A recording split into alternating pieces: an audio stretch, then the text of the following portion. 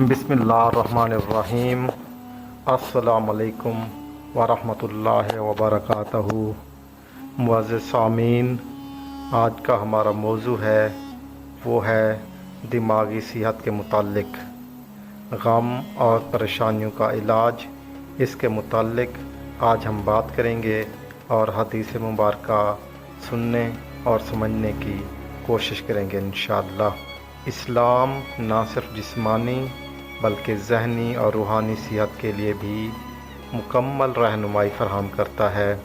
آج کے دور میں ذہنی دباؤ، غم اور پریشانی عام ہو چکی ہے، مگر نبی کریم صلی اللہ علیہ وآلہ وسلم کی تعلیمات میں ایسے سنہری اصول موجود ہیں جو دل و دماغ کو سکون بخشتے ہیں۔ دعا، ذکر الہی اور اللہ پر توکل دماغی صحت کو بحال کرنے کا بہترین علاج ہے۔ آج اس کے متعلق ہم ایک حدیث سنیں گے۔ آپ سے گزارش ہے کہ اگر آپ نے ہمارا چینل ابھی تک سبسکرائب نہیں کیا تو ہمارا چینل سبسکرائب کر دیں، بیل آئیکن کے بٹن کو دبا دیں، اور آج کی اگر حدیث آپ کو پسند آئے تو اسے لائک اور سبسکرائب کرنا ہرگز نہ بھولیے گا۔ حدیث مبارکہ اردو ترجمہ۔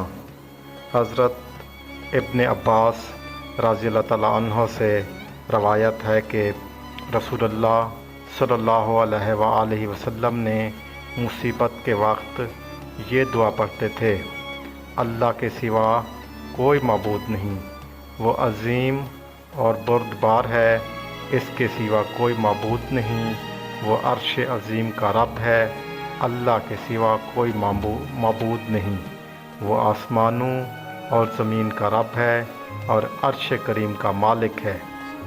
صحیح بخاری کی حدیث ہے، حدیث نمبر 6345۔ تشریح: یہ دعا ہمیں یاد دلاتی ہے کہ مشکل اور پریشانی کے وقت دل و دماغ کا سکون صرف اللہ کی یاد میں ہے۔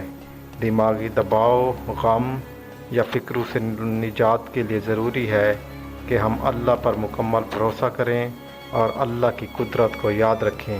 نبی کریم صلی اللہ علیہ وآلہ وسلم کا یہ عمل ذہنی سکون اور امید کا سب سے مؤثر علاج ہے۔ اللہ تعالیٰ مجھے اور آج آپ کو اس حدیث پر عمل کرنے کی توفیق عطا فرمائے۔